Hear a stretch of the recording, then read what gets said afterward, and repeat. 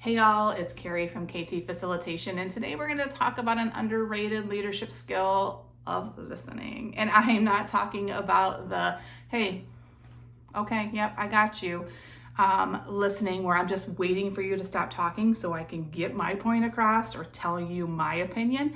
I'm talking about really inviting people into a space where they can be fully heard and understood. Right now, in our world that moves so fast, our meetings are full of quick discussions and conversations and decisions that are happening very, very rapidly.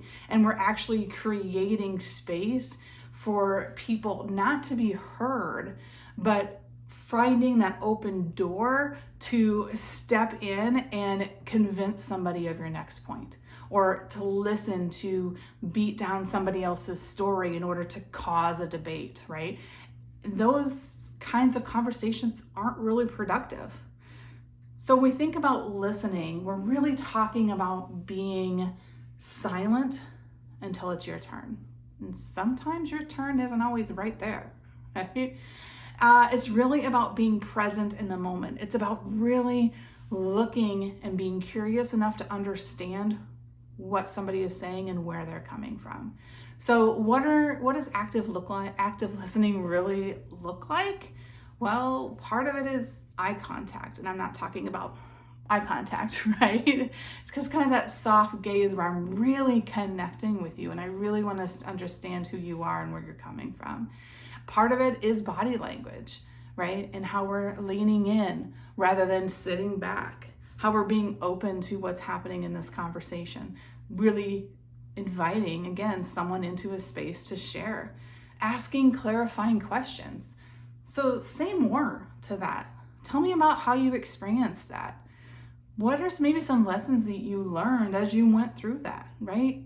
Questions that help us understand, that dig in a little bit more into that story to really show, I want to know. I want to understand where you're coming from, and I want to see where your ideas, what has fostered these ideas, or what has brought you to the place that you are today. And it doesn't mean that we have to agree, right? It doesn't mean like I'm in this conversation because I want you to convince me of something, or again, that I'm listening so that I can, regurgitate back in a way that's going to convince you that you're wrong. It's just really being present and understanding that, you know what, I'm just here to learn from you. So here's the magic when we're able to do that. It creates the space for someone to feel truly heard, to be really understood. It opens the door for them to mirror back to you what you just modeled for them. And sometimes it doesn't happen right away, right? Sometimes we leave that conversation and I didn't get to say anything, but it's okay. Right? Because the more I practice that and create that inviting space, I know that it's going to be created back to me, and there's going to continue to be this open dialogue. And I've seen it happen. I've seen it happen in rooms full of people. And a lot of times, like, I'm warned about, hey, this person over here, they're going to just completely talk over everybody else, or this person over here isn't going to share anything. And I've created space. I've helped create space for them to really truly be heard, and I've watched it happen. I've watched the moment when the one person feels heard and their shoulders drop, their voice lowers, and suddenly real dialogue starts happening. So here are some practical tips that I want you to think about and how you can really be aware and show up to be an active listener. The first thing is to pause before you respond, right? 2-3 seconds even. Let things process. Really think about what you're hearing and understanding. It shows that you're really considering and putting the pieces together. Ask one more question maybe than feels comfortable, right? So again, those questions that are helping us understand more. Continue to ask those questions. Continue to re-engage. And then check your assumptions. Do not assume that everybody's had the same experience or that everybody thinks that we need to do the same thing.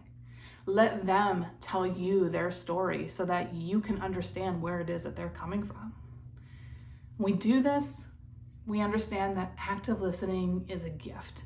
It's just not for the just not for the person who's speaking, it's a gift for, but it's a gift for you because it expands your perspective.